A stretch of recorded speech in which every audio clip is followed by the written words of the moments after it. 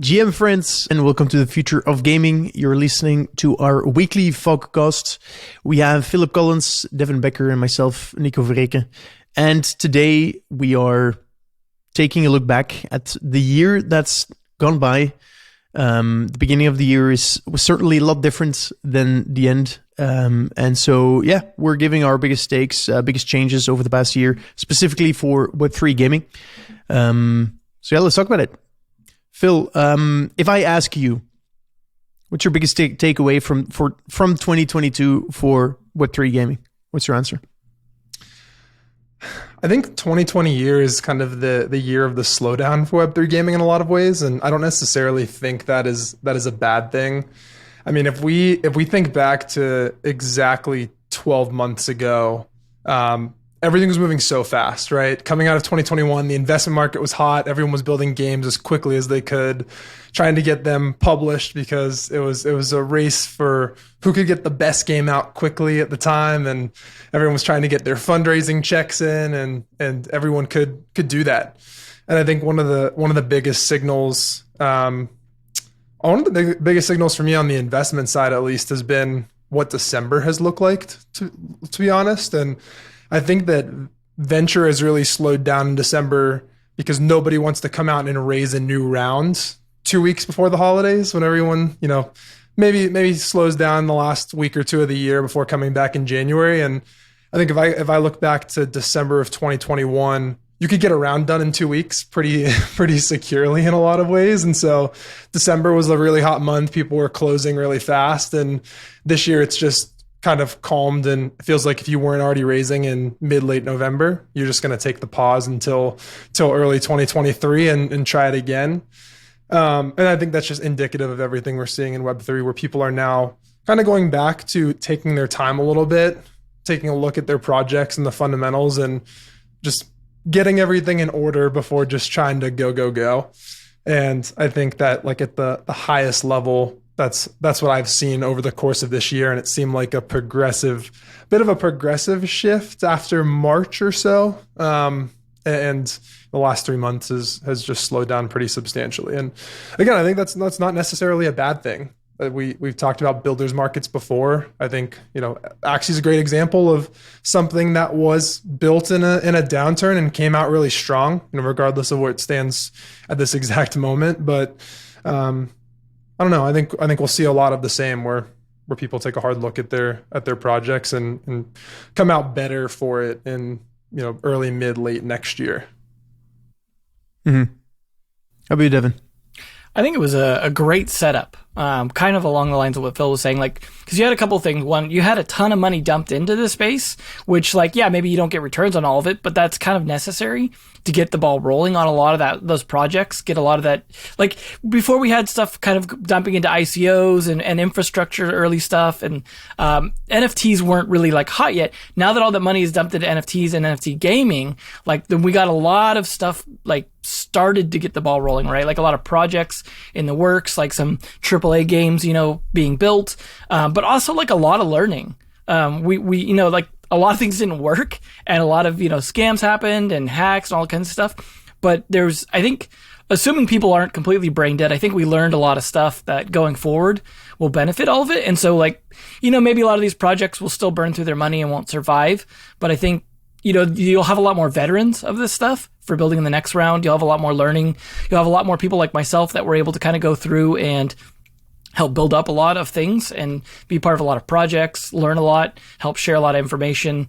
And I think all that money flowing in, while is typical with a lot of this stuff, maybe doesn't turn into anything. It was a lot of seeds planted that I think will, whether they bear fruit next month or next year, it's hard to say, but I think over the coming years, I think we'll see the benefit. That would, if we looked back and be oh, well, we needed this year. Without this, we wouldn't have this. And I think, it is a bummer, of course, for the people that, were hit by a lot of the bad things, like FTX and Luna. And, we had quite a few big hits on people. And of course, that's going to make people really, I guess, scared of crypto in general for a little while, which is, it's not great, but it's not the worst thing, right? It's a situation where people, like Phil said, are going to be a lot more cautious, which is probably for the best. People probably shouldn't be aping into everything they see. And I think, unfortunately, there will still be people that just like to ape, But I think it's one of those ones where it's like long term, it was a great year. Short term, a little painful for some. Mm-hmm. Yeah, I think everyone has come to the realization that although blockchain-powered games have potential, I think the key infrastructure that everything is built upon still has a ways to go for everything that's built upon it to reach its full potential. And I think, the collapses of Luna and now FTX are just a sign of that, like a major industry having growing pains and everything that's built on top of that industry, suffering as a consequence of that. Yeah, I think it feels like we're in a healthy place from within the industry, but I do feel less smart and talk to people that are not within the industry, right? Last year it was like, oh shit, you're in crypto gaming. Holy shit, that's amazing. That's cool. And now it's like, oh yeah, it's like in 2009 saying you were in real estate. Yeah, exactly. It's like, oh, you're into Bitcoin. How you doing, man? How you doing? Yeah, it's like, yeah. No, it's funny, and people ask that all the time because again, I spend a lot of time in and outside of the Web3 world, and so when people that know we've done a little bit of Web3 ask, they're like, "Ooh, how's it going?" It's like, honestly, it's going fine. Like we're still really excited about a lot of the Web3 projects that we're in. They have the runway to keep building. I think we're so used to short feedback loops, and those loops are going to lengthen. And that was more driven by token prices than anything else. I think we've talked about this in the past, but I mean, 2022 kind of went back to fundamental value in a lot of ways where we're looking at things that are in beta and no longer saying, hey, this is like a $2 billion fully diluted market cap. Again, like how many gaming IPs are $1 billion IPs on their own? Like that is a very, very exclusive club. When you think of multi-billion-dollar IPs, those are the crown jewels of the biggest publishers in the world. As soon as Call of Duty goes Web3, man, we're good. Yeah. So like there's this like, there's almost a suspension of disbelief that I think a lot of us had in 2021, where we were just willing to put it on the side because everything was going up and to the right.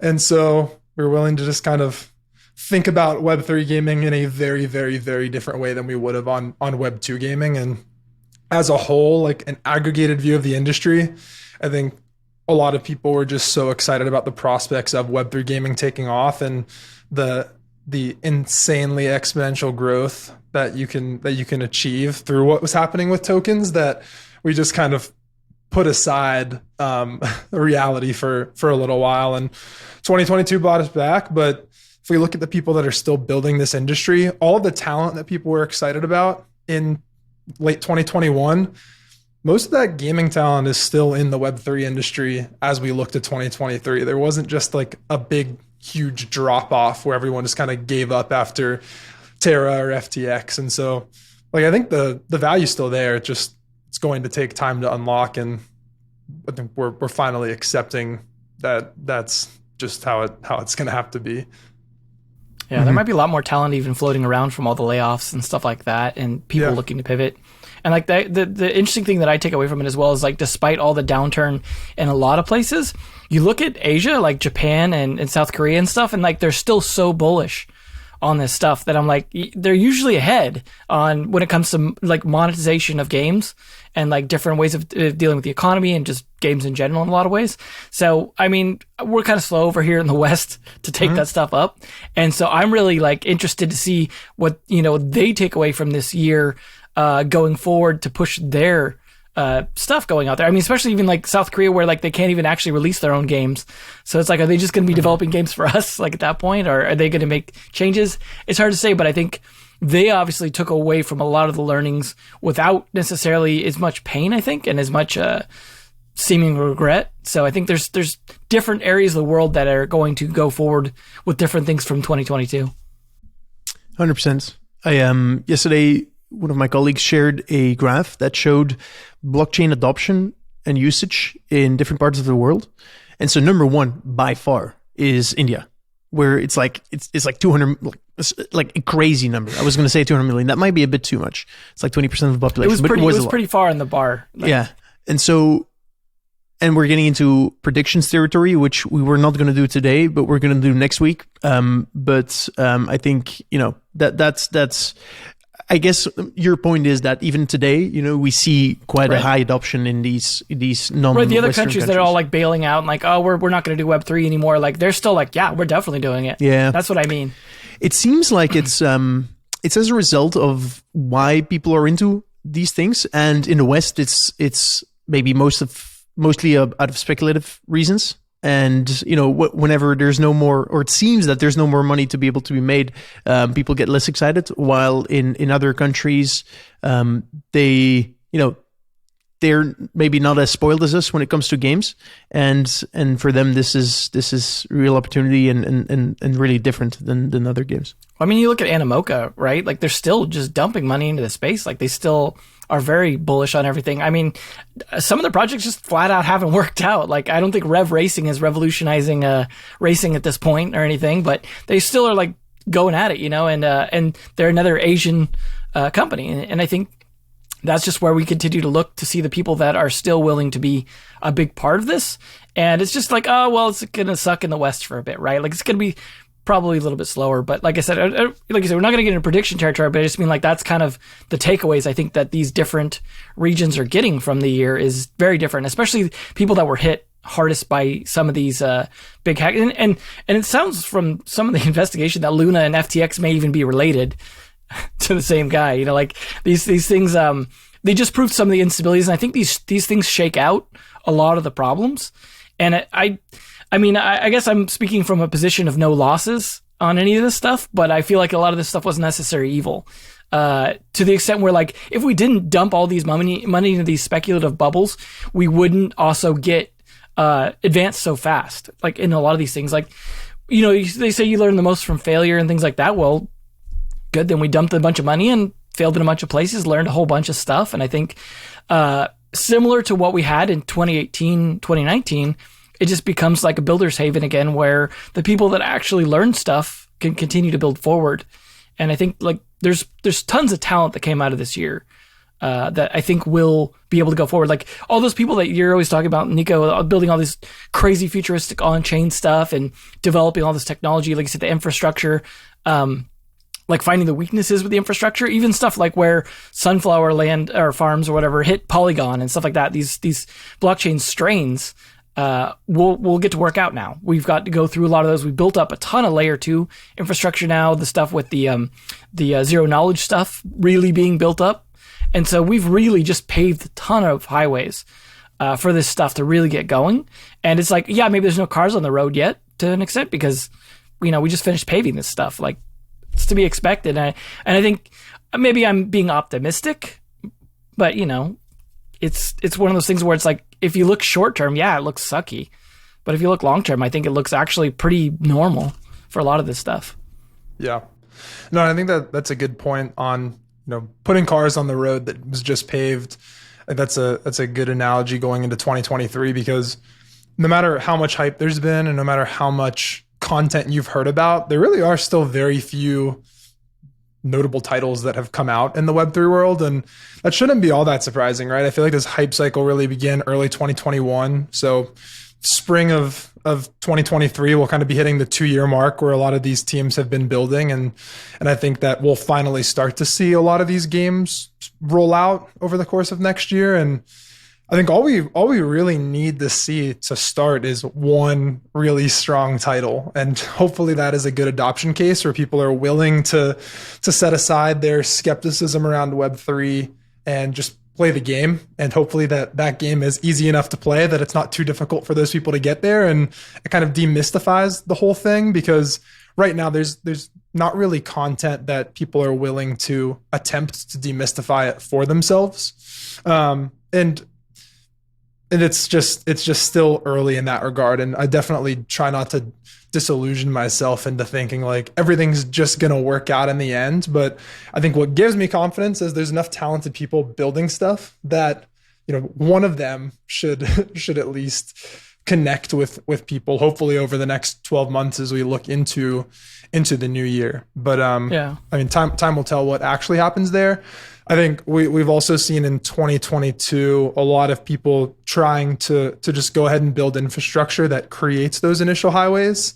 In a lot of ways, I think that we're looking at like the dirt roads of Web3, and that's not a knock on where we're at.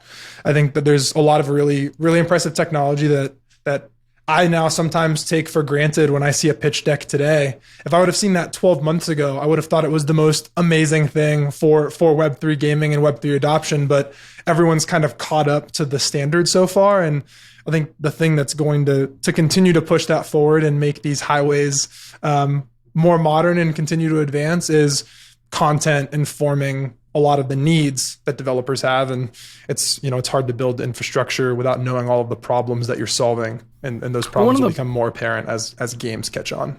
One of the points that you made too, like I just wanted to piggyback on for a second, is we also saw some great examples. If you just don't mention NFT, you can get huge adoption. Like the Reddit thing was a perfect example. And then Starbucks now has gotten huge traction on their just launch. Because they're not overly talking about Web3. And it's like, maybe if we just shut up about Web3 and put stuff out, then we can just do, go gangbusters. Like this was the year where we all talked about it to get all the money flowing into it, to get all the projects running, to get all the technology built. And then everyone's like, okay, cool. Then we'll build these super smooth wallets. We'll do all these things. We'll ease the onboarding. And it's like, cool. Well, then we can just stop talking about NFTs and just build games. Mm-hmm. So you mentioned Animoca brand still pouring money into the space. If Animoca ever makes a pivot to Web 2, that's when I'm calling the bottom. Yeah. So that's what I'm calling it. And then separately, I think another thing that I learned. By the way, first, the whole metaphor of like roads and paving the roads and highways and stuff. I think there's a good meme in that. I might be working on that. You might see that come out later today. I have an idea. Separately, what kind of founders I'm really liking today? Boomers. Good old boomers that are super conservative, that are like, yo, I raised money, and you know what I did in that money? I put it in my bank account, and I have 2.5 years of runway, and I'm super conservative in hiring. I've seen, and we tend to invest, like if you look at the median age of founders in that we invested in at Bitcraft, it's like 40 or something. I think the average is similar. One of the takeaways that I have is that we've had like 10, 12 years of good times, of everything going up and to the right. Obviously within crypto, there were some ups and downs. But I think people that have seen tough times and that know that the best times come right before the fall and things going south. I think these companies seem to be now in a way better situation and state than some of the companies founded by younger degens that are extremely bullish on Web3, know how to sell their vision. But when all out and hiring talent and like crazy salaries for all of the talent that they need to build their vision. So I think that's another like thing I've learned and realized over the past months. Like first, the projects that have more experienced founders are in a better state right now. And second, if you just look at all of the big collapses of the past year, like all of these people, they're like younger than 35, every single one. And so, I think during tough times, experience is key. And I think that's something I've realized over the past months. Mm-hmm. Agree. I would just second that. It feels very .com era kind of thing again in a lot of ways too. Which, good and bad, right? Like without the .com era, we wouldn't have the super internet we have now, but also like it didn't turn out well for some people, right? And we saw this kind of thing in 2018 as well, right? Where we went through a bit of a slump afterwards when a lot of stuff, and that was like the beginning of NFTs too, right? It was like CryptoKitties kind of pioneered the NFT stuff to an extent, but then we were kind of dormant for a while people built on top of that.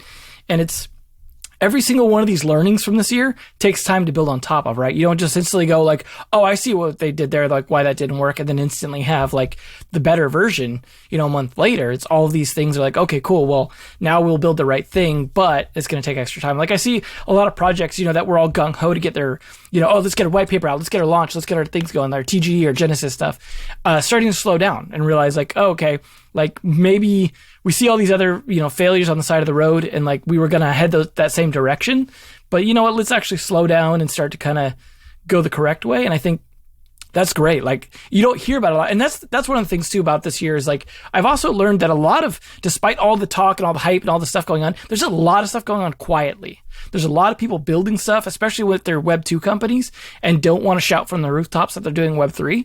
Like, there's a lot of cool stuff being built that's just not being talked about yet because it's not part of some big splashy fundraise. It's not part of some giant technology that gets absorbed by a bigger company. It's just these people just building cool stuff, or like they're like, hey, we're actually watching the space and slowly accumulating knowledge and building up what we want to do with it, or putting deals in place. And a lot of those things you just don't see till later, and then you think like they happen later, like because you didn't see that process. So I think probably half this year is stuff we won't even hear about during this year. You'll just find out about later, and it's cool like that stuff's going on. It's like, I think us three personally get to hear about a lot of that stuff because of just the position we're in. We get to talk to a lot of people building. And so I think I would imagine you two would agree as well that you hear a lot of this stuff. You don't hear anywhere else because you hear it in the closed doors and it just hasn't made public yet. Yeah, it will be nice or it has been nice to no longer really see founders trying to just tack on Web3 as a ploy to raise capital. I think that's kind of gone out the window for most people over the last 6 months or so, where you no longer just kind of tack it on as an afterthought so that you can say it in your raise process. I think we're maybe starting to see a little bit of that with like the AI boom right now, where people are like, we're going to leverage stable diffusion and here's how. And it's like 0.05% of their business, but you have to say it in the pitch because it gets people's attention. We definitely saw that in 2021 with blockchain. Maybe that's the new meta trend for people raising rounds. Mm-hmm. But it has been good to see Web3 be more of a meaningful, intentional thing that people are incorporating into their business plans, and no longer just tacking it on as a sales buzzword. I just kind of wonder if it'll be like free to play, where free to play became just a huge part of gaming, but it never stopped being a thing people said. Like it never really like went away into the background. It just became like this very separate industry but it pretty much became the mobile industry. Like it didn't really expand too much. I mean, there's a little bit of free to play on console and a fair bit, I guess, on PC, but it's still really a mobile dominated thing. So it's like when you talk about mobile games, it's almost synonymous now with free to play. So it's kind of interesting that because it's a very similar thing in a way that it's, the monetization is a big part of the way that technology is being utilized. And, same kind of thing. And that was based around micropayments and mobile and a couple other technologies kind of converging at the same time. And now we have the same sort of thing with blockchain and financial stuff and NFTs and like a couple other things converging. But I don't know. Maybe we will be talking about it in a different form. But maybe it will also take over a specific sector of the industry. Like we don't really know where its home is yet, but free to play obviously like found a home on mobile, and that was for a variety of reasons. But it's not really expanded too much out of there in like 10 years, which is surprising. And maybe that's somewhat due to pushback, and we have that similar pushback from gamers. Same kind of thing, right? I don't think we're going to see Web3 on consoles anytime in the next few years, right? Like it's just they're going to push back too hard. I mean, I think Ubisoft was kind enough to give us a good public demonstration of what kind of pushback you can get if you do it kind of sloppily. So I think it'll be some time before big companies are even really doing much with it. And so like, it's just, from what we learned this year, will be like seeping its way into somewhere and kind of take over a territory.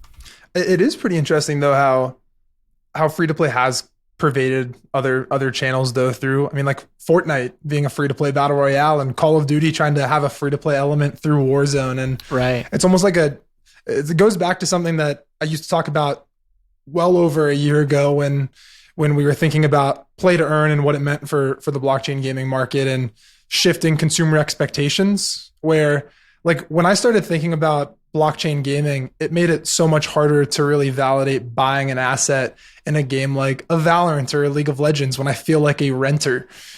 Just like the ownership mindset, if that's able to seep its way into the average gamer, that seems like an adoption case where changing consumer expectations almost forces people to give these different models a try. And I don't know, I would have been hard pressed 5 years ago to think of Call of Duty as a free to play title in any regard. They were just, racking up sales as a premium game, and eventually it made its way there. It just took a long time to get to the mainstream. And so maybe blockchain will be the same thing. And in a decade, 2033, we're seeing all of the major players incorporate it in some regard of their game, even if it's not core, just because, again, changing consumer behavior. I think that's what it would take. That's a big takeaway, is right. It was right now we see everything as Web3 or not Web3. And we've talked a lot about Web 2.5 this year, and I think we all know that that's really where it's most likely headed in the near future. Is we don't expect that everyone's going to be oh, this is everything's Web3 or not, everything's on chain or not.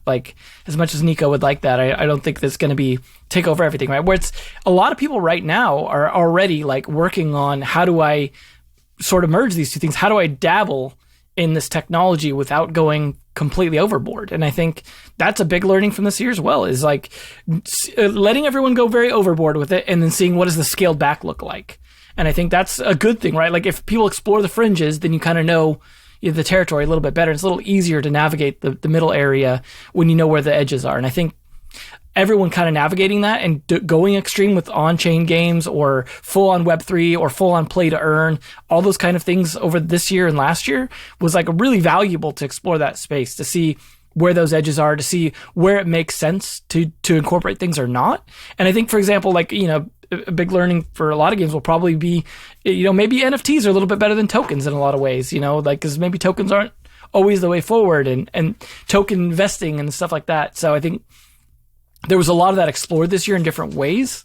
And most of it didn't work out, but I think that was each of those iterations that didn't work out was super valuable to see why and actually break it down. Because until people do stuff in the actual market, sometimes it's just too much theory crafting where you're maybe this will work, maybe this won't, right? I'm sure Axie worked in theory, right? But until people actually saw how it all worked out, it's okay, now it's obvious why that doesn't work.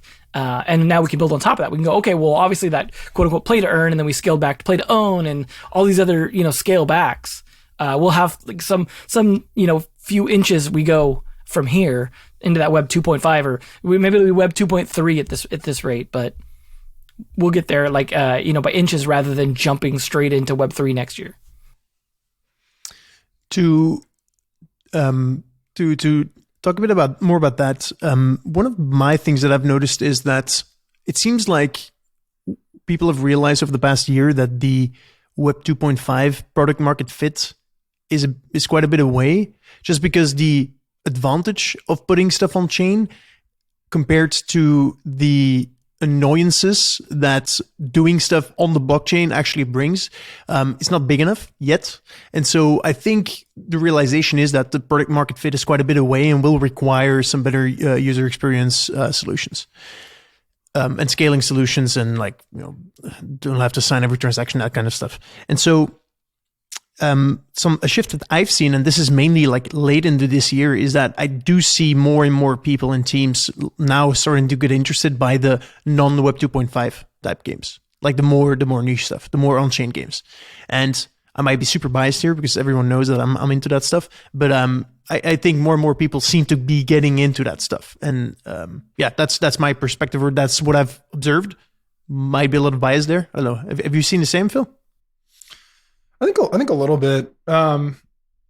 It's been interesting because I think a lot of people are maybe preparing for the future by going a little bit more all in on Web3, where sometimes it feels like Web 2.5 can be a little bit of a master of none, where it's a little bit too inconvenient for the Web 2 crowd, and the Web 3 crowd doesn't get all that excited about it. So you're kind of going right in between them and not getting anyone. And so on the Web 3, on the pure Web3 side, you're at least catching a really passionate, likely high spending group of people. And so there's an audience there. And I think there's solutions to make Web 2.5 better for both sides, but at the moment it kind of misses its mark. We'll see how that plays out when there's more titles in that category. But yeah, I think there's definitely a willingness to or a desire to go one way or the other right now. in hopes that if you really want to avoid Web3, that Web3 is not the future, and if you really want to go Web3, that it is the future. And there's the middle ground seems to be shifting towards those two extremes a little bit. And I think we learned this year too that like for NFTs especially, like the core proposition is really ownership, or the idea of ownership, and whatever, and exploring what that means. And like all the other things kind of fell away. These ideas of stupid speculation, of like trying to do these weird things with staking them, and all these other financial motives and other weird stuff, like, you know, all turn out to not work out that great. Some of it you could have pretty easily seen coming, but some of it, you know, maybe caught people by surprise.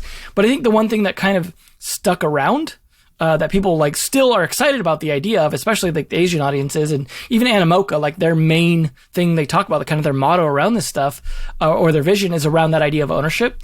And now it's like from here we really explore what that means, right? Like we've really kind of settled on this idea of, okay, you when you have something on the blockchain that means something because it's verifiable ownership outside of it. Now we just really need to iterate on like what that really means, right? When we start to talk about stuff like IP ownership and how that works. Like Yuga Labs did a good job exploring stuff like that, where, you know, people were licensing Bored Apes for content, and we were doing different things around, or the whole controversy over Moonbirds and the CC0. And I think we've started to explore into that space. And then there's the idea of interoperability, and that's been talked about a lot this year. And I think we've hashed over a lot of potential ideas, and there has been some like attempts at minor interoperability ideas. And I think PFPs are, for example, like an actual use case that does somewhat work, right? The idea of a PFP is already base level interoperability. And so I think like we're getting there. And I think this year was a good way to really kind of strip away a lot of the other stuff that just didn't work, get through it real fast, and go back to like, that's right. The core idea of blockchains in general was this idea of verifiable ownership, which was meant to prevent double spend and, you know, have money. But like, again, it was always kind of that core idea. And I think we tested a lot of other things, but we always keep coming back to, okay, but then we just need to get over that IP hurdle and some of the other things. And it was nice to see that, like, at least we got a chance to experiment in that direction this year. Even if we didn't quite get there yet, I think we made at least obvious where all the problems lie with it. Mm-hmm. You know, when you have stuff like the alpha and delta time issue, right, with the NFTs, or even what just happened with FTX and a lot of the NFTs going offline because they were hosted on there in some way or another, right, in the Coachella ones and all that stuff. So it was a good learning opportunity for a lot of like the kind of defining the shape of NFT ownership and what it means, so we can actually move forward from there and hopefully focus more on those things and less on speculative stuff, less on like, you know, just trying to flip things hopefully in the future. And I actually am kind of glad the easy money is gone, so we can just stop that already. Like just pump the brakes on that stuff and actually focus on like, what is the real utility here? Like that doesn't have anything to do with throwing money around like crazy. Mm-hmm. Mm-hmm. Yep. Yeah. Good. I mean, in 2023 too, I'm excited for us to maybe level set on why certain Web3 games fail. I feel like a lot of times it's almost like an excuse of Web3 hasn't caught on, so Web3 games failed because they're Web3. I think in 2023, we'll probably start to be able to say that some Web3 games failed because they just weren't good games that caught on with people. And that's fine, right? There's plenty of traditional games that fail. A vast majority of traditional games fail. There's a massive long tail of indie games that have small niches, and that's their fate, and they'll never go beyond that. And that's just hit driven business 101 right there. And I think that's why a lot of Web3 games will fail in 2023. I mean, I'm sure a vast majority will go down. A lot of them won't be games that catch people's attention, but I think it'll be important to take a look at why they failed. And for most of them, it's not, hey, you were a Web3 game. It's like, hey, you fall into that category of the long tail, and hopefully a few emerge as successes that make it worthwhile. But I think it'll be important to be honest about why certain things fail in 2023, and go beyond what's been kind of an easier excuse of like, oh, the Web3 market, we were just too early on the Web3 market. It's like the people that succeed in this market are creating their own audience and literally creating a market segment through their games by making it a title that you can't miss. And hopefully we will see that this year. Mm-hmm. This year was also good exploration of distribution platforms and testing the limits of those. So like, for example, you know, mobile, we have the whole thing with Apple finally like establishing some policy, right? Like it wasn't the best one, but we got them to actually put some things down in writing.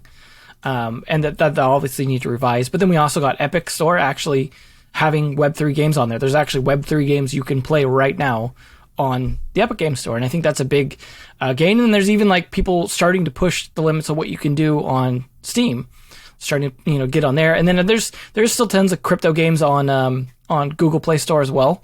I'm sure that there's probably some on iOS that just don't talk about it as much, but we are starting to like see where we can start to put these things. I think console's one that's just probably not going to be touched, but I think desktop PC is definitely touched. Web is definitely a big one. And mobile's getting there. And so I think at that point, it pretty much just leaves console behind, which I don't expect that to change necessarily anytime soon. And maybe even consoles moving towards cloud stuff and other weird kind of territories and away from like traditional console models anyways. So maybe that starts to bleed the edges a little bit. But I think it was good to see this year we actually started to get into distribution platforms, actually start to establish policies to determine where a market is for these things instead of just being on websites. So we had that before, but everything was just in 2021. It was just websites. Everyone's just like building these crappy website things that at best you could download a client, like an exe file. And that was obviously not a safe thing to be doing all the time, but hopefully we're starting to move past that. And this year, like actually getting to see that in action and getting people to establish policies that they can at least revise from or iterate on that's a great step forward. Mm-hmm. One final reflection on this year is that it seems like Web3 in general, and I would say Web3 gaming more specifically, has finally come on in a major way on the radar of regulators. And so it doesn't mean that there's any real decisions being made and there's not a lot of clarity right now, it feels like to me, but like it's on the radar. And so, that's like a first step, right? It needs to be on the radar before decisions get made, and there's a lot of research being done right now. So I guess that is for a lot of, I'm sure that for some people that's a bad thing, but I think three of us agree that it's actually a good thing.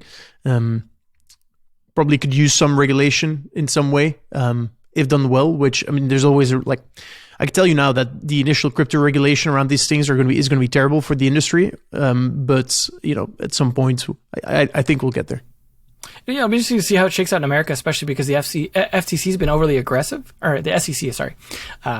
And you have an interesting figurehead at the center of that. You have someone like Gensler, right, that came from being pro-crypto to suddenly being overly regulating on crypto. But then he's got these ties to SBF that may slowly start coming out. And it's like, so you wonder, like, he's been super aggressive on stuff and then giving, of course, little side passes to his connections. And I almost wonder if we could get a future upheaval of the SEC regulation stuff too, because like they may be over aggressive on that, but if like that stuff gets outed and like he gets overthrown, maybe we get someone more crypto in eventually. Like you said, maybe like short term Nico like looks really painful and bad, and it's like, oh god, how are we going to work around this? Like Apple's policies, but then it's like, okay, well that ends up easing up because it's like obviously too far. And it is probably good that we really just be like, oh, okay, this is a security, this is not a security once and for all, because that has been looming over like a lot of business models in general. And it's like the free reign there has allowed a lot of the models of this year to be able to exist. Obviously, if that gets fully cracked down on and they say like, look, if like you're returning profit in any way through these things, it's a security in some way. Like if I don't know if NFTs really go to the point of getting regulated, but I think a lot of crypto tokens are likely to get regulated, and then stable coins as well. Like, and so yeah, short-term pain, long-term clarity. But obviously a lot of the business models of this year will be unlikely to continue just because they've been based off of stuff that was just more gray areas. Yeah. Mm-hmm. Yeah. And I mean, as things like crypto or Web3 and these different verticals like gaming becomes more successful, more likely it is that regulation really starts to crack down. It's almost like a self-fulfilling prophecy that the better it does, the more likely it is to get regulated and get regulated faster. At the end of the day, it makes sense, right? I mean, we can't view crypto as this like magical way to get around regulation. I think that's how it's been viewed from the early days. It is this decentralized thing that is free from these centralized bodies that are governments and regulators. And if it's going to be taken seriously over time, like it can't be this system of shadow currencies. I think that's where people get concerned about crypto. That's one of those things that scares people away from it. Is there has been that like ethos of isolation from rule and from regulation, and so I think people will see it as a more credible financial instrument as that does happen. And so yeah, even though it'll probably be painful in the short term, it feels necessary for it to actually gain legitimacy in a lot of people's eyes.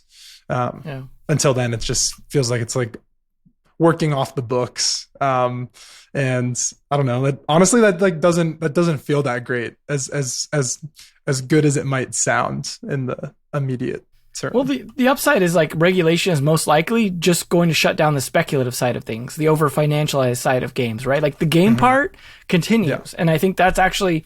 Like, while I'm not a big fan of regulation, I do think that in this case, it doesn't hurt games so much as it hurts bad ideas around the games. And I think hopefully it just shuts that stuff down so that those, the grifter kind of people have to go elsewhere and they can leave games alone. Maybe they could still go do DeFi stuff or whatever financial crazy, stuff they want to do. But hopefully it keeps the financial insanity out of games and people can focus on like, the fun again and all that sort of like the mottos that we keep chanting all year. Good. All right. I have a last question for you, which is unrelated to this topic, but I just wanted to let anyone that's listening know that, if you're feeling down right now, we still think you're smart. All right. You're in a good industry. You're a good dude or dudette, and we're still gonna make it. There's not a lot of wag me on Twitter right now, but you'll be fine. Just hang on and be conservative. I think this might be some tough times ahead, which I guess we'll discuss next week. But yeah, if you're struggling, please come chat with us. We're here to help we'll be in any way we can. So, final question: what are you guys playing over the holidays? Is it allowed to be a non-Web3 game? Of course. I would go with Valorant. That's my go-to when I get some time. Are you good? I'm pretty average. I don't have enough time to be good, and I just embrace that. So I blame my lack of time on not being good. That's my That's strategy. the boomer mechanics. Yeah, it's the boomer mechanic for sure. How about you, Devin? I'm still working on trying to get sick of Marvel Snap. I need to get over it already. I can't help it. I don't know. It's just a little bite-sized gameplay, but I also have like this love-hate relationship right now with Warzone's DMZ.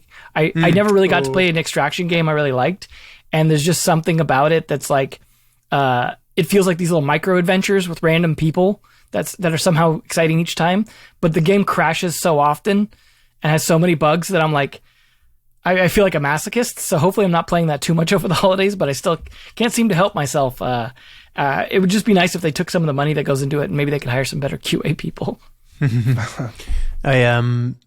So I've built a new PC. I don't know if you guys know. So I needed a new one, and so I built a new one, and now I'm back on Call of Duty as well. Nice. We mentioned Call of Duty a bit. I've played the first year of the lockdown. I've played 1,000 hours of Warzone in 1 year, and then I decided it was a little bit too much, and I had to stop. I needed to get help. I needed to start being productive again, and so I stopped playing Warzone. But now I'm playing Warzone 2 a bit.